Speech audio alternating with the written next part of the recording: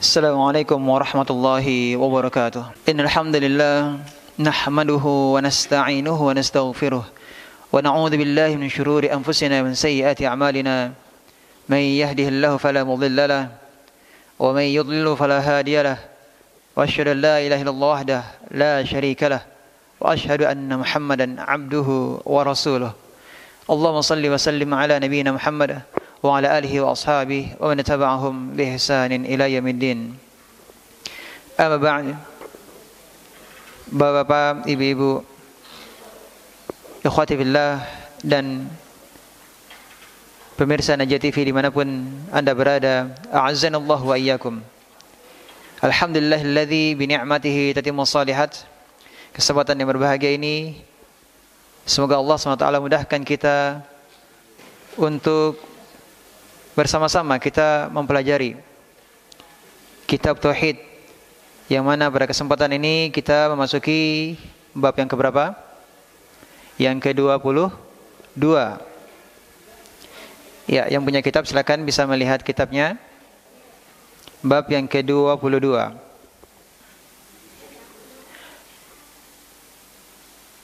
Judul babnya adalah Ma jaa fi himayatil Mustafa sallallahu alaihi wasallam janabat tauhid wa saddihi kulla tariqin yusilu ila syirk.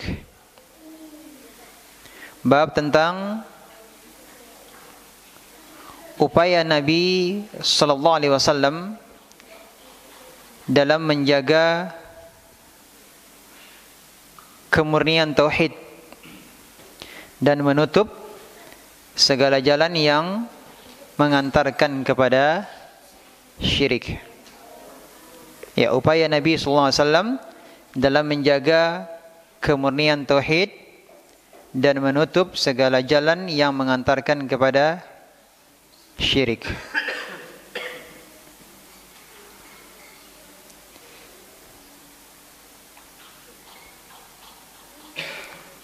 Apa yang dimaksud dengan bab ini? Bab ini menjelaskan tentang upaya Nabi SAW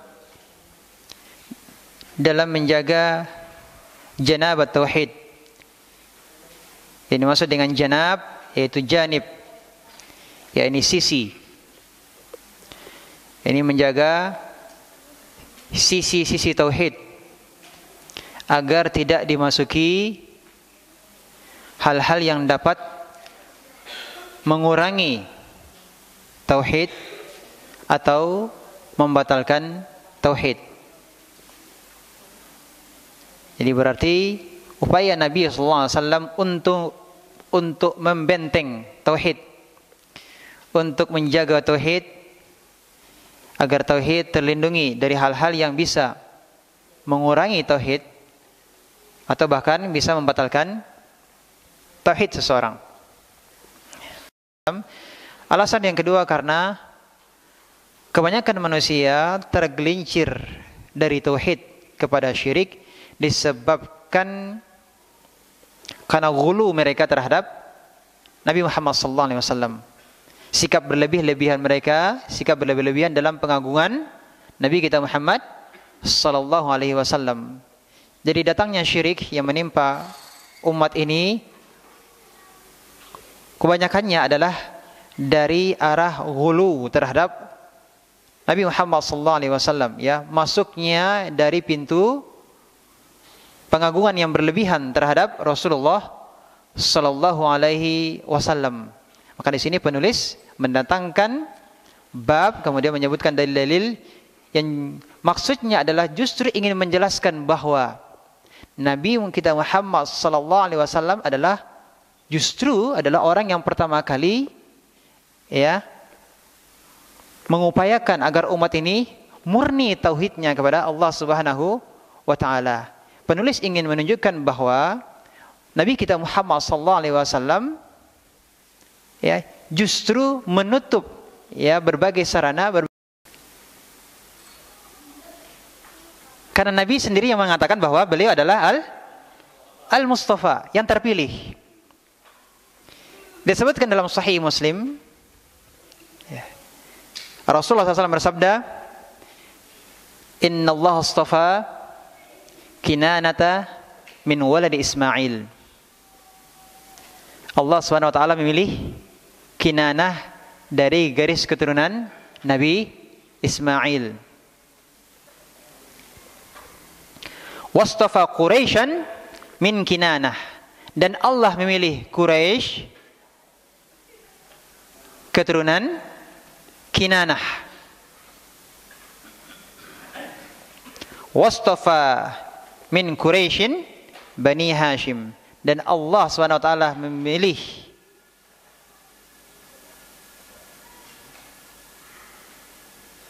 Bani Hashim keturunan dari Quraisy. Allah memilih Bani Hashim sebagai keturunan dari Quraisy. Kemudian kata Rasulullah SAW, wastafani min Bani Hashim, dan Allah memilihku sebagai keturunan dari Bani Hashim. Jadi beliau adalah Al-Mustafa, yang terpilih dari keturunan Bani Hashim. Bani Hashim adalah keturunan dari Quraisy. Quraisy adalah keturunan dari Kinanah. Ya. Kinanah itu adalah bapak yang ke-14. Ya, kalau Muhammad bin Abdullah itu yang pertama. Terus bapaknya artinya kakek Rasulullah SAW sampai Kinanah, yang Kinanah ini adalah bapak yang ke-14 sampai ke Adnan. Nasab Rasulullah SAW yang diketahui adalah sampai ke Adnan. Adnan yang ke-berapa? Adnan yang ke-21. Setelah Adnan tidak diketahui secara pasti, tidak ada dalil yang jelas yang menjelaskan tentang nasab Rasulullah SAW, tentang nama-namanya secara pasti dari Adnan sampai kepada Nabi Ismail. Yang jelas bahwa Nabi kita Muhammad SAW adalah keturunan dari Nabi Ismail, keturunan dari Nabi Ibrahim alaihissalam. Ya, jadi hanya sampai pada Adnan.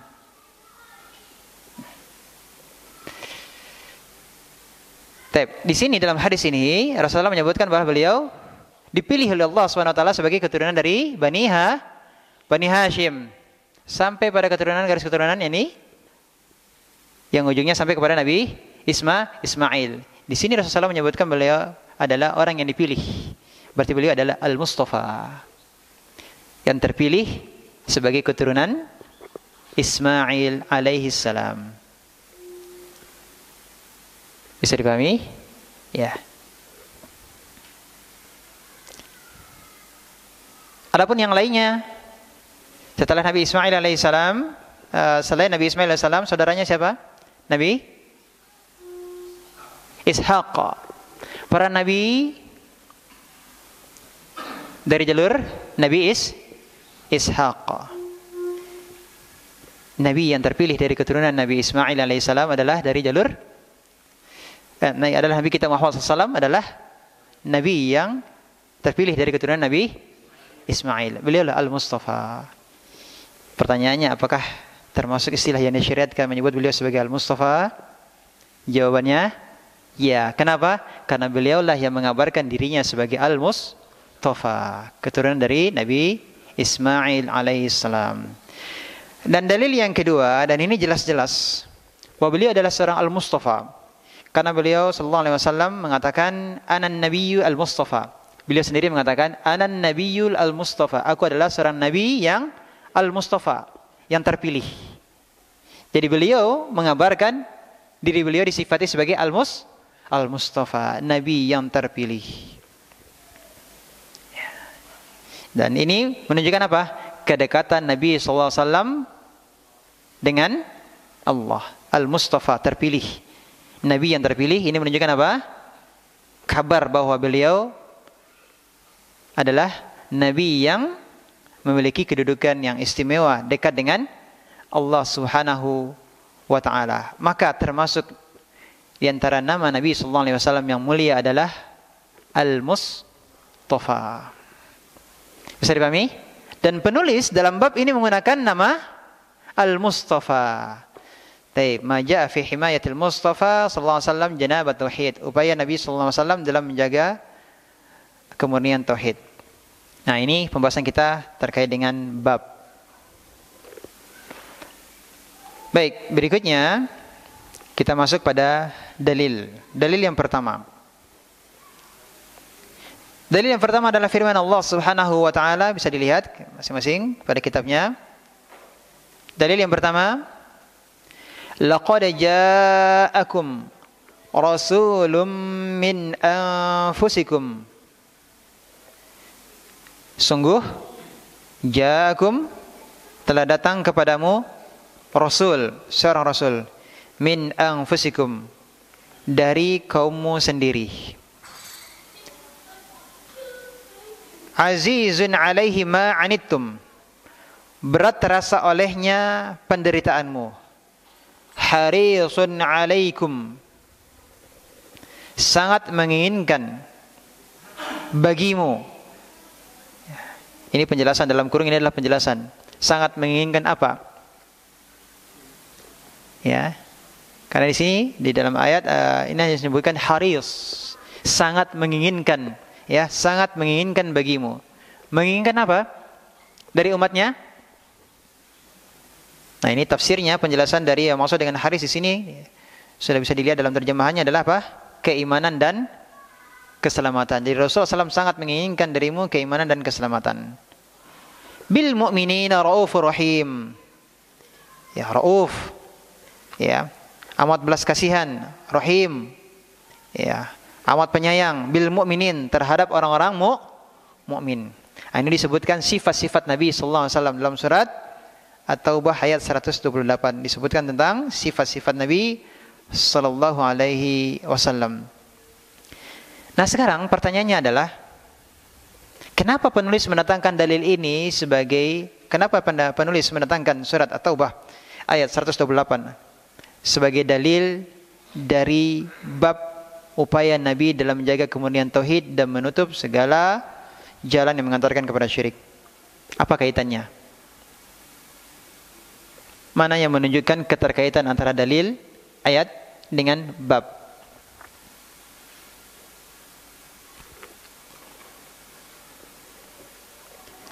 Beliau, ini penulis Muhammad bin Abdul Wahhab rahimahullah ta'ala mendatangkan dalil ini, tentu ada sebabnya dan pasti ada kaitannya dengan bab. Nah, sekarang kita cari mana dari ayat ini yang menunjukkan, bagian mana yang menunjukkan keterkaitannya dengan bab pembahasan.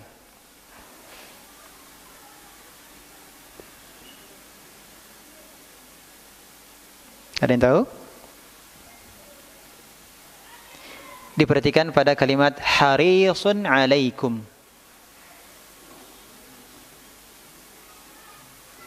Apa artinya haris? Keinginan yang kuat. Ya. Ihris ala ma yanfa'uka wala ta'jaz. Jangan lemah. Semangat untuk melakukan hal-hal yang bermanfaat untukmu dan jangan lemah. Orang yang disebut dengan haris, orang yang memiliki keinginan kuat, orang yang sangat semangat, punya keinginan yang kuat, itu haris, harisun alaikum. Punya keinginan yang kuat, sangat semangat untuk mengupayakan. Upayakan apa? Nah, mengupayakan apa? Mengupayakan agar kalian mendapatkan hidayah, agar umat ini mendapatkan hidayah.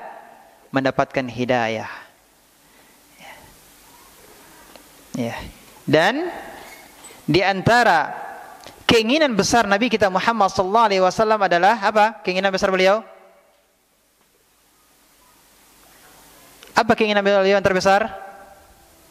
Melindungi tauhid, ya, menjaga kemurnian tauhid dan menutup segala jalan yang akan mengantarkan kepada syirik. Itu keinginan besar beliau, agar tauhid itu dimurnikan, agar umatnya, umat Islam, ya, umat Nabi kita Muhammad SAW memurnikan tauhid. Dan keinginan beliau untuk menutup segala jalan yang akan mengantarkan umatnya kepada syirik, menyebabkan umatnya tergelincir jatuh dalam syirik. Makanya tadi dalam kurung terjemah apa tadi? Yang dimaksud dengan harisun alaikum, menginginkan apa? Keimanan dan keselamatan. Menginginkan kalian beriman kepada Allah Subhanahu wa taala semata. Menginginkan kalian agar selamat, jangan jatuh dalam syirik. Sampai di sini bisa dipahami? Kenapa penulis mendatangkan ayat ini sebagai dalil bab? Bagian yang mana dari ayatnya? Bagian yang mana? Harisun alaikum, sangat menginginkan. Apa keinginan Rasulullah SAW terbesar? Agar umatnya mendapatkan hidayah, agar selamat. Baik. Dan Rasulullah SAW telah melakukan upaya ini. Di pelajaran sebelumnya setelah kita ketahui Rasulullah SAW melarang untuk mengagungkan kuburan, terutama kuburan beliau sendiri. Ini diantara bentuk apa? Upaya untuk menjaga kemurnian tauhid, untuk menjaga untuk menutup jangan sampai umatnya yang awalnya hanya beribadah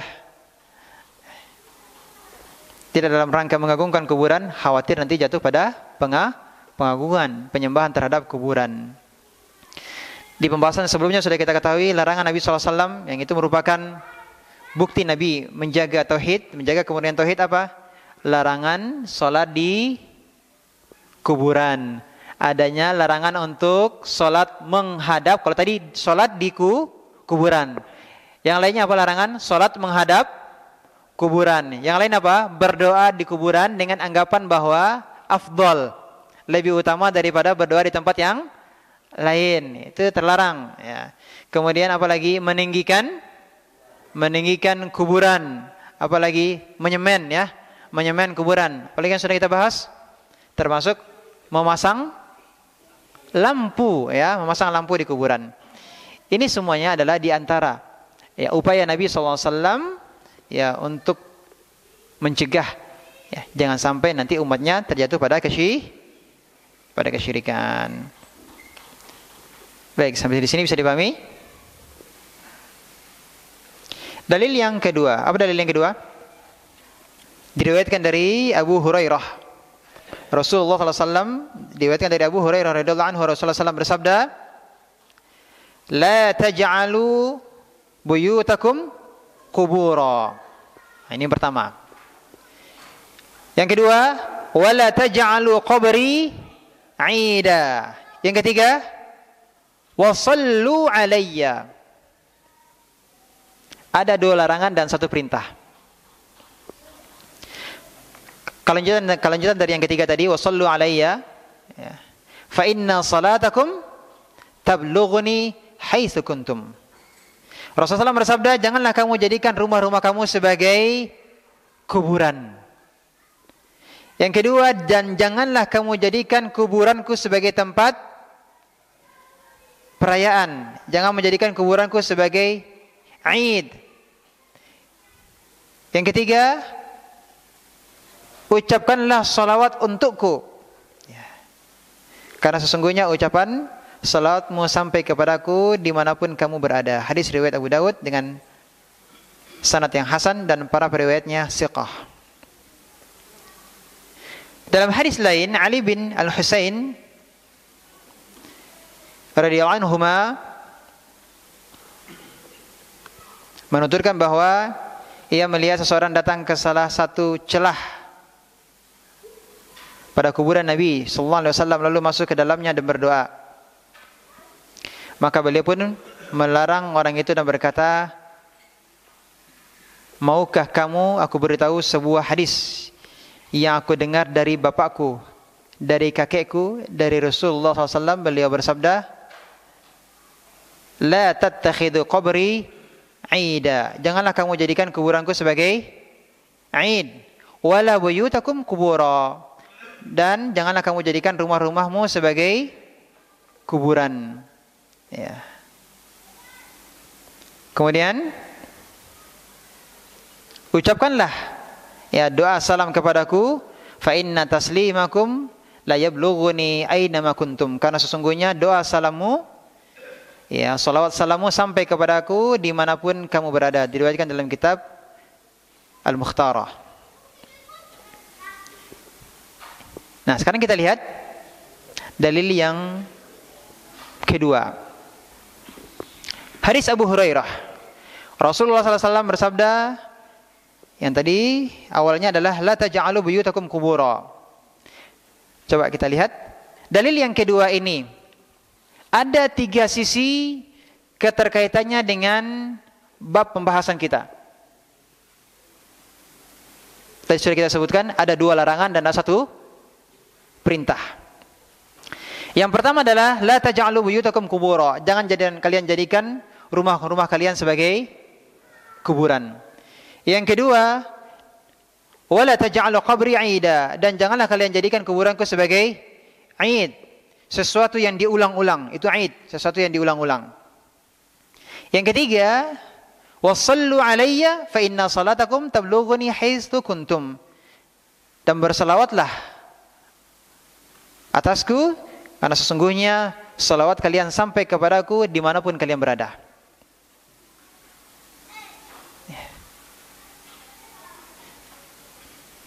Ada 3 sisi di sini ya kaitannya dengan bab pembahasan. Yang pertama, jangan kalian jadikan rumah-rumah kalian sebagai kuburan. Bagaimana? Atau apa yang dimaksud dengan menjadikan rumah sebagai kuburan? Rumah yang dikatakan sebagai rumah kuburan adalah rumah yang tidak ada salat dan doa di dalamnya. Ya.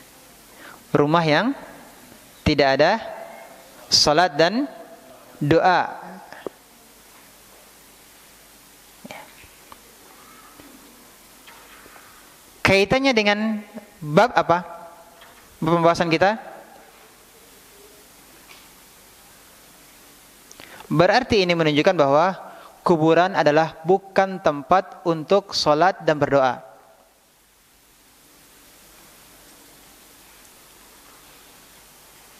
Maka di sini ada larangan untuk salat dan berdoa di kuburan. Kenapa terlarang di sini? Karena hal ini bisa mengantarkan seseorang pada pengagungan kuburan. Makanya dilarang oleh Rasulullah sallallahu alaihi wasallam. Ini menunjukkan apa? Upaya Rasulullah SAW untuk menjaga kemurnian tauhid umatnya. Ditutup jalannya jangan sampai ke tahap berikutnya, pengagungan kuburan. Maka sudah dicegah dengan cara apa tadi? Jangan jadikan kuburan sebagai tempat untuk salat dan berdoa. Bisa dipahami? Dan yang kedua adalah larangan apa? Larangan untuk menjadikan kuburan sebagai id. Maka tidak boleh kita menziarahi kuburan Nabi sallallahu alaihi wasallam. Ini kan larangan menjadikan kuburan Nabi sebagai id. Maksudnya adalah tidak boleh menziarahi kuburan Nabi sallallahu alaihi wasallam dalam bentuk khusus. Menziarahi kuburan Nabi itu disyariatkan. Menziarahi kuburan Nabi itu disyariatkan. Yang terlarang adalah menziarahi kuburan beliau dalam bentuk khusus. Itu yang terlarang.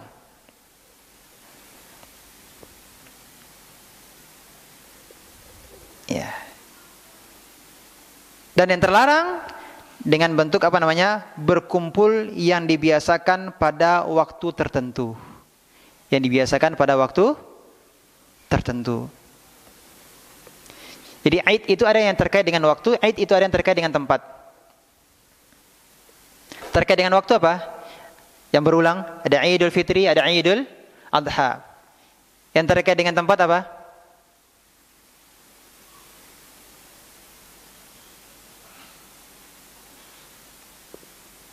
Seperti rangkaian ibadah umroh, haji, ya. Termasuk juga apa? Wukuf di Arafah. Itu juga termasuk Aid. Setiap tanggal berapa? Dzulhijjah. Namun ini disyariatkan. Ini disyariatkan.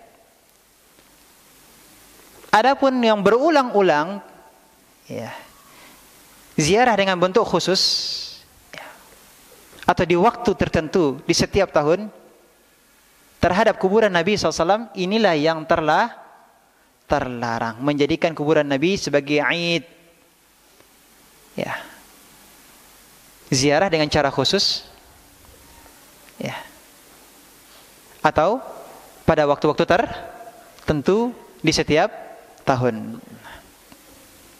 Ini upaya Nabi SAW untuk apa? Memurnikan tauhid, menutup pintu yang akan menjadikan umatnya jatuh pada syirik. Yang ketiga, nah, yang ketiga ini apa? Wassallu alayya, ucapkanlah salawat untukku.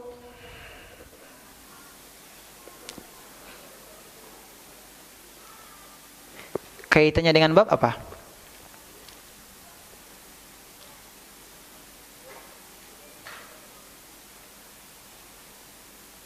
Tidak mesti, tidak harus bersalawat dan salam kepada Nabi kita Muhammad SAW.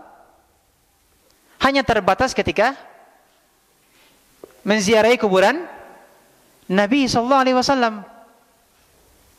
Artinya kita berdoa, ya, mengucapkan salawat dan salam untuk Nabi kita Muhammad SAW, itu bisa kapanpun, bisa dimanapun.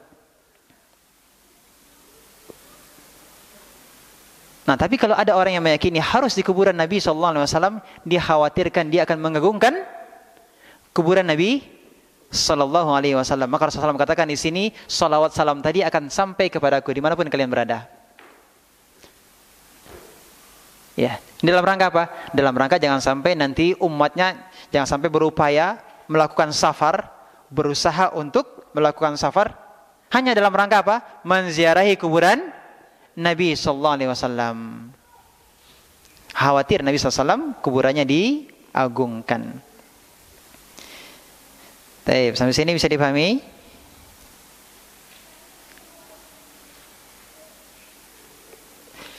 Sampai salawat salam kepada Nabi di alam barzah? Iya, sampai. Siapa yang menyampaikan? Malaikat. Ya, karena Rasulullah SAW bersabda, "Inna lillahi malaikatan sayyahina fil ard." Allah SWT memiliki malaikat yang berkeliling di permukaan bumi. Ya. Apa tugasnya? Apa tugasnya? Yuballighuni min ummati assalam. Malaikat yang berkeliling tadi tugasnya untuk menyampaikan salam umatku kepadaku. Jadi yang bersalawat dan salam kepada Nabi SAW sampai atau tidak? Sampai kepada Nabi kita Muhammad SAW. Dan dalil yang ketiga, hadis dari siapa ini? Ali bin Al-Husain. Ali bin Husain dikenal dengan nama atau istilah apa? Zainul Abidin.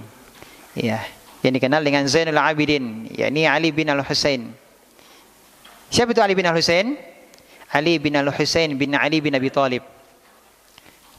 Berarti siapanya Ali bin Abi Thalib? Hah? Cucu. Ya, cucunya Ali bin Abi Thalib. Ya, Ali bin Al-Husain bin Ali bin Abi Thalib. Ya. Ya, ada hadis dari Ali bin Al-Husain dari bapaknya. Kalau dari bapaknya berarti dari siapa? Al-Husain. Dari kakeknya berarti dari siapa? Ali bin Abi Thalib. Ya, radhiyallahu an. Ya. Ini kisah yang disebutkan oleh Al-Hafidh Al-Dhiya Al-Maqdisi dalam kitabnya Al-Mukhtarah. Makanya di sini penulis menyebutkan apa yang diriwayatkan dalam kitab Al-Mukhtarah. Yang dimaksud dengan kitab Al-Mukhtarah ini adalah kitab yang ditulis oleh Al-Hafidh Al-Dhiya Al-Maqdisi rahimahullah. Ya, dalam kitab yang terkenal ini namanya ada Al-Mukhtarah minal Ahadis. Al-Mukhtarah minal Ahadis karya Al-Hafidh Al-Dhiya Al-Maqdisi. Nah, di dalam kitab ini dinukil tentang hal ini. Ya, dalil yang ketiga, kisahnya bagaimana? Ali bin Al-Husain mengisahkan bahwa beliau sendiri melihat ada seseorang yang masuk ke dalam salah satu celah pada kuburan Nabi SAW. Ya, orang ini masuk ke dalamnya dan berdoa. Ya, masuk pada celah kuburan Nabi SAW dan kemudian berdoa di sana. Lalu Ali bin Al-Husain melarang orang ini dan kemudian mengatakan, maukah kamu aku beritahu sebuah hadis yang aku dengar dari bapakku, yakni Al-Husain, dari kakekku, yakni Ali bin Abi Thalib, dari Rasulullah SAW. Jadi kakeknya, yakni Ali bin Abi Thalib, ya, meriwayatkannya ya dari Rasulullah sallallahu alaihi wasallam. Apa sabda Rasulullah SAW? La tattakhidu qabri 'ida. Janganlah kalian menjadikan kuburanku sebagai 'id. Ya. Wala biyutakum qubura, dan jangan menjadikan rumah kalian sebagai kuburan. Fa inna taslimakum la yablughuni aina ma kuntum.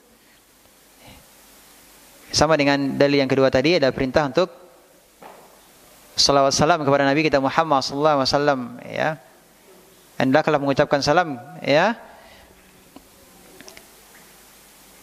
Dan hal tersebut akan sampai kepada Rasulullah SAW, ya, la yablughuni, akan sampai kepadaku, kata Rasulullah SAW, akan sampai kepadaku aina ma kuntum, dimanapun kalian berada. Nah, di sini juga ada tiga hal, ya, tiga hal sama dengan dalil yang kedua dan penjelasannya sama. Yang berbeda tadi adalah yang ketiga ini ada kisah, ya, ada kisah dari Ali bin Al-Husain. Ini Ali ini tabi'in, ya. Ali ini adalah tabi'in, cucu dari Ali bin Abi Thalib, ini adalah seorang tabi'in. Nah, sama dengan dalil yang kedua tadi terkait dengan larangan menjadikan kuburan sebagai id, kemudian jangan jadikan rumah itu sebagai kuburan, dan terkait dengan salawat dan salam itu tidak mesti harus ketika berada di hadapan kuburan Rasulullah SAW saja. Dimanapun kita bisa bersalawat salam kepada Nabi kita Muhammad SAW, sekalipun di tempat yang jauh, karena hal tersebut akan disampaikan oleh malaikat kepada Rasulullah SAW.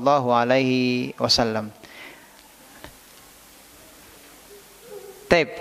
Kemudian ikhwati fillah rahimakumullah, di sini la tattakhidu qabri 'ida. Larangan untuk menjadikan kuburan sebagai 'id itu seperti apa? Apa saja hal-hal yang termasuk menjadikan kuburan Nabi sallallahu alaihi wasallam sebagai 'id? Apa saja? Yang ini adalah merupakan bentuk menjadikan kuburan Nabi sebagai 'id.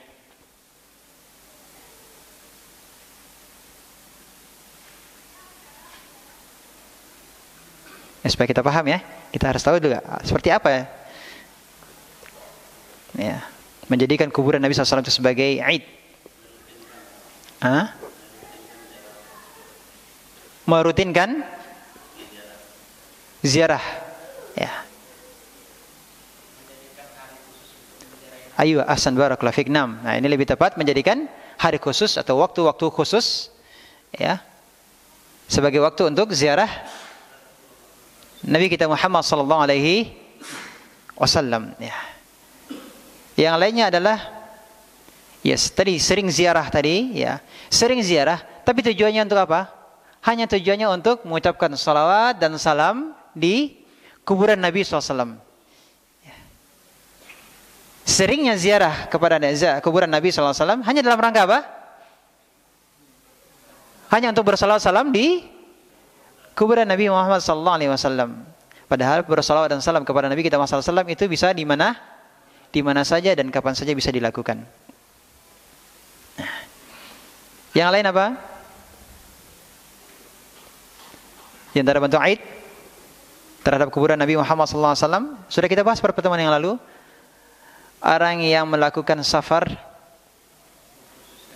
ya, mengkhususkan safar, ya, untuk menziarahi kuburan Nabi kita Muhammad SAW. Jadi melakukan safar khusus niatnya hanya untuk apa? Menziarahi kuburan Nabi SAW. Ini juga termasuk apa tadi? Bentuk ziarah khusus.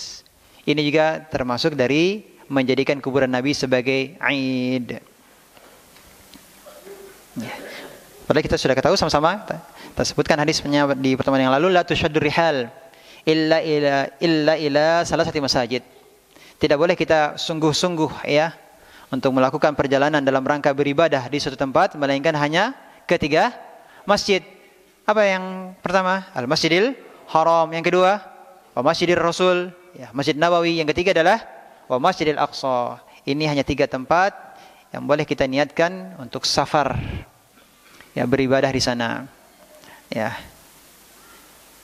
Kalau di Indonesia ada masjid-masjid yang dibangun untuk objek wisata, bagaimana? Nah, ini perlu kita cermati kembali, jangan sampai kita masuk dalam larangan tersebut. Ya. Lakukan safar untuk dalam rangka apa? Beribadah di masjid-masjid tertentu selain dari 3 masjid yang telah disebutkan tadi. Tapi kalau di sana ada majelis ilmu tidak masalah, bukan kita dalam rangka beribadah sana karena majelis ilmunya di sana. Majelis ilmunya di sana, ya. Bisa dipahami? Yang terlarang adalah menganggap di sana itu ada keutamaan tersendiri untuk beribadah di tempat tersebut sehingga kemudian bersungguh-sungguh ya melakukan safar ke tempat itu. Ini yang terlarang. Bisa dipahami ya? Ini diantara bentuk-bentuk apa? Menjadikan kuburan Nabi sebagai Aid. Nah, terkait dengan ziarah tadi ada sudah kita sebutkan ziarah kuburan Nabi itu disyariatkan atau tidak? Disyariatkan. Nah, terkait dengan safar, kalau niatnya ziarah kuburan Nabi tadi khusus, safarnya tadi niatnya khusus untuk menziarahi kuburan Nabi, hukumnya adalah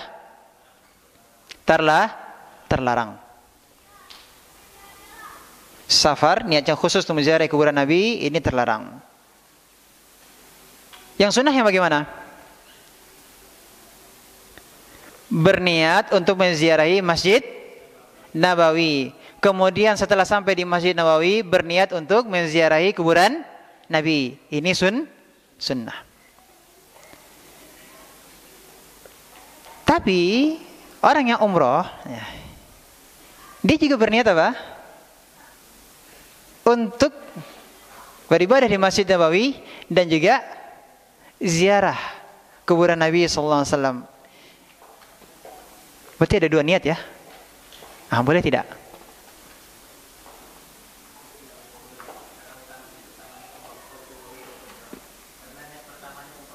Pertamanya umroh. Umroh kan tidak di Masjid Nabawi. Umroh di mana umroh? Umroh di Masjidil Haram di Makkah. Sedangkan kuburan Nabi di Madinah. Ada kaitannya dengan umroh? Manasik umroh di mana? Masjidil Haram di Makkah, bukan di Masjid Nabawi. Tapi Masjid Nabawi memiliki keutamaan untuk kita beribadah di sana. Kembali pertanyaannya adalah, ada orang yang memiliki niat untuk ziarah Masjid Nabawi dan juga niat untuk ziarah kuburan Nabi SAW. Apa hukumnya?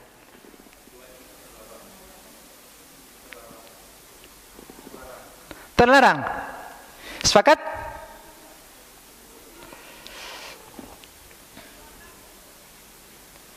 Ini gimana sepakatnya? Diam semuanya nih. Sepakat? Atau ada yang tidak setuju? Ya. Tadi sudah jelas ya, yang khusus safar ya, niatnya untuk ziarah itu ziarah kuburan Nabi terlarang. Ya. Kalau niatnya untuk ziarah Masjid Nabawi, kemudian sampai di sana setelah itu diniatkan untuk menziarahi kuburan Nabi, sunnah. Nah, sekarang ziarah Masjid Nabawi dan juga niatnya untuk ziarah kuburan Nabi SAW. Apa hukumnya? Hukumnya? Kenapa?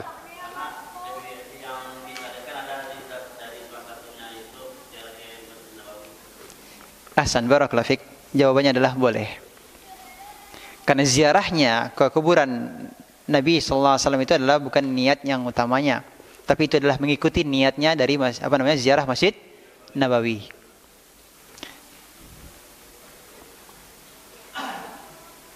Bisa dipahami? Bisa dipahami? Ya. Niat ziarah kuburan Nabi tadi karena mengikuti apa? Ziarah Masjid Nabawi. Maka ini diperbolehkan. Yang tidak diperbolehkan adalah kalau niatnya berdiri sendiri. Yakni ziarah kuburan Nabi sallallahu alaihi wasallam. Ini safar ya, ini terkait dengan safar ya. Pembahasan kita terkait dengan safar nih ya. Yang terlarang adalah safar ya, niatnya khusus untuk ziarah kuburan Nabi. Ini terlarang. Yang kedua, safar niatnya untuk ziarah Masjid Nabawi. Kemudian setelah itu niat lagi setelah di Masjid Nabawi niat untuk ziarah kuburan Nabi. Ini sunnah. Yang ketiga tadi yang kita bahas adalah ada dua niat. Yang niat ziarah kuburan Nabi itu adalah mengikuti niat ziarah Masjid Nabawi. Ini diperbolehkan. Ini terkait dengan safar. Kalau tidak safar, boleh atau tidak? Ziarah kuburan Nabi. Hah? Kalau seperti akhuna ini enggak safar ya, memang di sana. Mukim di sana kan? Belajar di sana. Hah? Boleh atau tidak? Boleh tapi tidak sering-sering.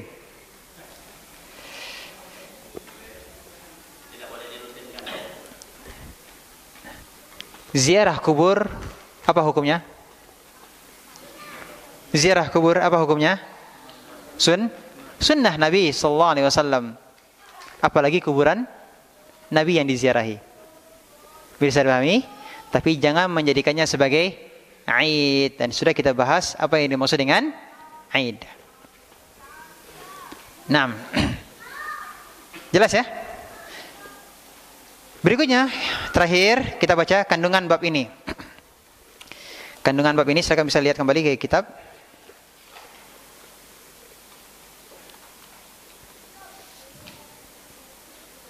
Yang pertama adalah tafsir ayat Bara'ah.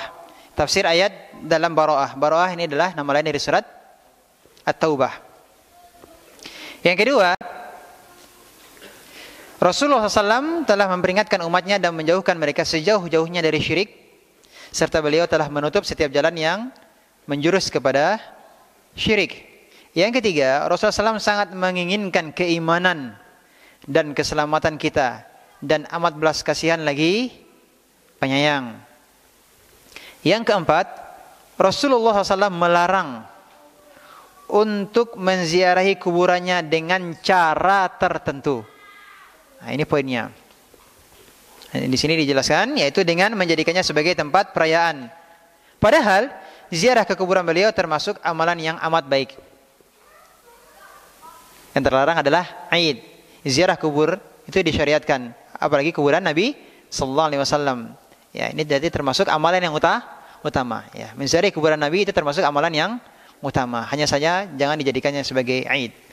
Yang kelima, Rasulullah SAW melarang untuk memperbanyak ziarah kubur. Rasulullah SAW melarang untuk memperbanyak ziarah kubur.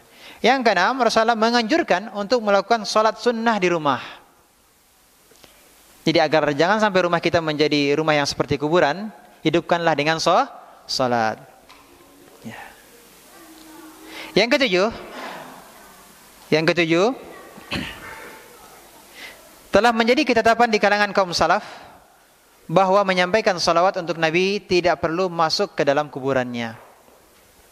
Ya.